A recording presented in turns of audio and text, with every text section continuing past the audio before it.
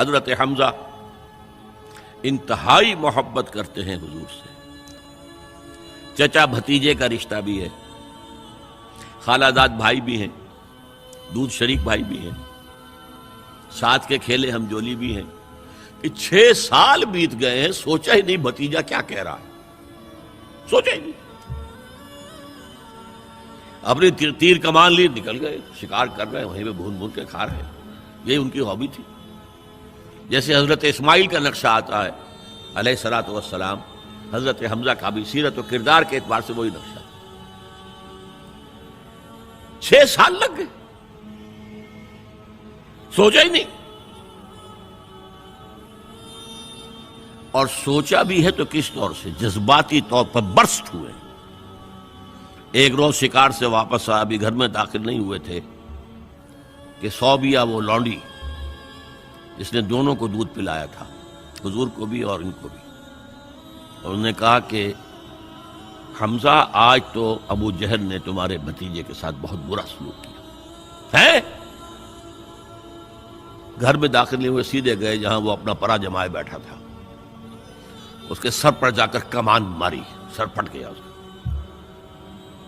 کہا تم نے یہ کیا ہے؟ اچھا تم اس کے خلاف ہو، چلو میں اس پر ایمان لاتا ہوں، آؤ میدان میں۔ جذباتی انداز میں، یہ غور و فکر کا معاملہ نہیں تھا، جذباتی تھا۔ یہی معاملہ حضرت عمر کا ہے، تلوار لے کر نکلے ہیں، ننگی تلوار، آج تو گردن اڑا کے آؤں گا محمد کی صلی اللہ علیہ وسلم۔ یہ کل کل کل کل ہر گھر میں لڑائی ہے، اولاد ماں باپ سے جدا ہو گئی، بھائی بھائی سے کٹ گیا، بہن بھائی سے جدا ہو گیا، شوہر بیوی سے، بیوی شوہر سے جدا ہو گئی۔ یہ محمد نے کیا ہمارے معاشرے کے ساتھ کیا صلی اللہ علیہ وسلم، وفداہ آباؤنا و امہاتنا۔ لہذا آج تو قصہ پاک کر کے آؤں گا۔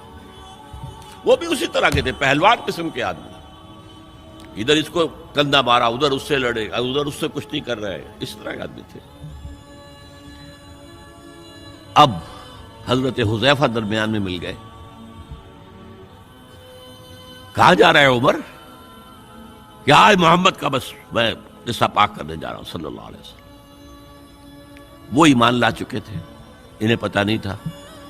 ان کا تم محمد کو جا رہے ہو قتل کرنے، اپنی بہن اور بہنوئی کو تو جا کے دیکھو، وہ ایمان لا چکے، فاطمہ بنت خطاب اور سعید ابن زید۔ اب جو انہیں غصہ چڑھا ہے، آگ بگولا ہو کر آئے، دروازہ پیٹا ہے، وہاں اندر میاں بیوی بیٹھے ہوئے، سورہ شعراء کی آیات، سورہ طٰہٰ کی آیات نازل ہوئی تھی، اور حضرت خباب بن الارت آئے تھے وہاں پہ انہیں پڑھانے کے لیے، تو پڑھا رہے تھے۔ معلوم ابو عمر آ گیا، انہیں تو کہیں چھپایا، دروازہ کھولا، کیا پڑھ رہے تھے تم؟ یہ چپ، بہنوئی کے تھپڑ مارا زور سے، بہن درمیان میں، اس کے تھپڑ مارا۔ بہن کا ایک جملہ، عمر چاہے تم ہمیں ہلاک کر دو، اب جو دین ہم نے اختیار کیا ہم نہیں چھوڑنے والے۔ موم ہو گیا۔ یہ صنف نازک،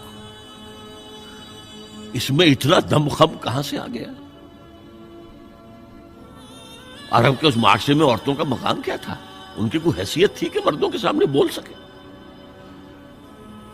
اچھا کیا پڑھ رہے تھے مجھے بتاؤ؟ نہیں تم نجس ہو، وہ کلام پاک ہے، تم نہیں پڑھ سکتے، نہاؤ، غسل کرایا، پھر سورہ طٰہٰ کی آیات پڑھی، ایمان لے آئے۔ جو تلوار ننگی کر کے جا رہے تھے، اس کو جیسے غلاموں کا رواج تھا کہ وہ تلوار کو اپنی گردن کے اندر لٹکاتے تھے، وہ لٹکا کر لے کر گئے۔ یہ شہداء ہیں۔ ہماری امت کے عظیم ترین صدیق ابو بکر اور عثمان رضی اللہ تعالی عنہما، اور عظیم ترین شہداء حمزہ اور عمر رضی اللہ تعالی عنہ۔ اب آئیے آخری مرحلہ میری گفتگو کا۔ جن لوگوں نے حضور کا ساتھ دیا، اور ساتھ دینے میں یہ شہداء آگے نکل جاتے، صدیقین پیچھے رہ جاتے۔ یہ غور و فکر کرنے والے، وہ جو اقبال نے کہا نا کہ لاکھ حکیم سر بجیب ایک کلیم سر بکف، تو یہ جو ہوتے ہیں شہداء، یہ سر بکف والے لوگ ہیں، تو یہ آگے نکل جاتے ہیں۔ پھر لہذا حضرت عمر کے ایمان لانے پر پھر مسلمانوں نے مسجد کے اندر آ کر اور کھلا صحن کعبہ کے اندر آ کر نماز پڑھی. اور جب ہجرت کے لیے نکلے ہیں تو اعلان کر، باقی چھپ کے نکلتے تھے صحابہ، چھپ کر، پتہ لگ گیا کسی کو. اور آپ نے آ کر وہاں 2 رکعت نماز پڑھی اور کہا دیکھو میں جا رہا ہوں، ہجرت کر رہا ہوں، اگر کسی کی خواہش ہو کہ اس کی ماں اسے روئے تو آئے اس پہاڑ کے پیچھے میرا مقابلہ کر لے، روک لے مجھے. تو یہ تھے حضرت عمر. لیکن اب جو بات کہہ رہا ہوں، جنہوں نے ساتھ دیا اور اس میں اپنی جانیں دے دی، اس کام میں، اس شہادت علی الحق میں، اس شہادت علی الناس میں، اس شہادت للہ میں اپنی جانیں دے دی، وہ گویا کہ کوالیفائی کر گئے کہ انہیں شہید کہا جائے، گواہ اللہ کا کہا جائے. اب حضور کی آنکھ بند ہو رہی ہے. سب سے بڑی اگریو پارٹی کون سی تھی؟ مشرکین مکہ، مشرکین عرب، جن کو کہ حضور کے آخری سال جو تھا زندگی کا، اس میں جو یہ دھمکی دے دی گئی تھی 4 سال 4 مہینے کی مہلت ہے، ایمان لاؤ گے تو ٹھیک ہے ورنہ قتل عام ہو جائے. اب وہ جو سر اپنا دبک کر بیٹھ گئے تھے، اب وہ کھڑے ہوئے. This is the time to strike back. جھوٹے نبی کھڑے ہو گئے، زکوٰۃ نہیں دیں گے،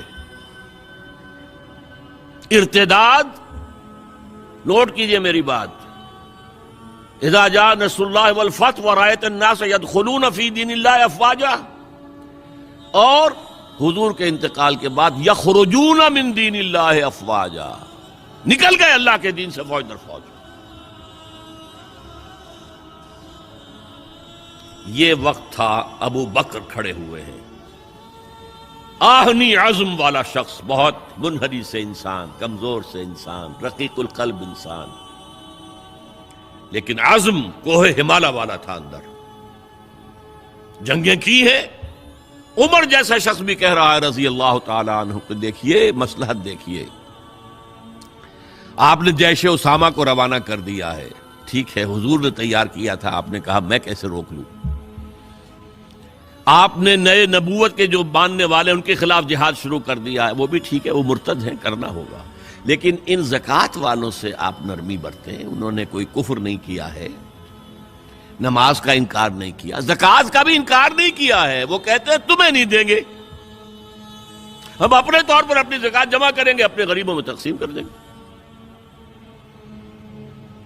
حضرت ابوبکر نے فرمایا کہ خدا کی قسم اگر حضور کے زمانے میں یہ اونٹ جب دیتے تھے زکوٰۃ کے، اور اس کے ساتھ اونٹ کا گھٹنا باندھنے والی رسی بھی دیتے تھے، اور آپ کہیں کہ اونٹ لے جاؤ رسی نہیں دیں گے، تب بھی میں جنگ کروں گا.